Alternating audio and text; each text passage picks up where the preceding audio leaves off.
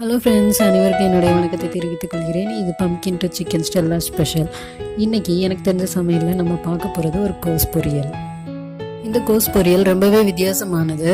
இதை நீங்கள் லாஸ்ட் வரைக்கும் பாருங்கள். அதுக்கு முன்னாடி இந்த சேனலில் நீங்கள் சப்ஸ்கிரைப் பண்ணாமல் இருந்தீங்கன்னா ப்ளீஸ் சப்ஸ்கிரைப் பண்ணி எனக்கு சப்போர்ட் பண்ணுங்கள். இப்போ இன்க்ரீடியன்ஸை நீங்கள் நோட் பண்ணிக்கோங்க. இனி நம்ம வீடியோக்குள்ளே போகலாம். ஒரு மீடியம் சைஸ் கோஸில் பாதி கோஸ் எடுத்துக்கோங்க.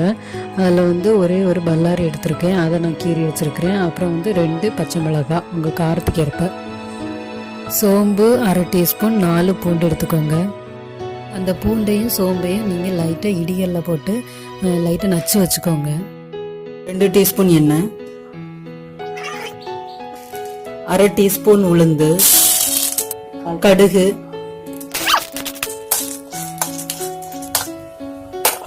கருவேப்பிலை, அப்புறம் இந்த கோஸ் அரிஞ்சு வச்சிருக்கோம்ல அதையும் போட்டுருங்க. பூண்டும் சோம்பும் நச்சு வச்சிருக்கு, அதை இதில் போட்டுறணும். மிளகாய்த்தூள் 1/4 டீஸ்பூன், மல்லித்தூள் 1/4 டீஸ்பூன், மஞ்சள் கொஞ்சம், தேவையான அளவு உப்பு எல்லாம் கிண்டி விட்டுக்கோங்க. கொஞ்சமா தேங்காய், இது எல்லாத்தையும் ஒரு வாட்டி வதக்கணும். இது மூடிலாம் வச்சு வேக வைக்க வேண்டாம், இப்படியே பரட்டி எடுத்துட்டா போதும். இப்போ பாருங்க, கூட்டு ரெடி ஆயிட்டு.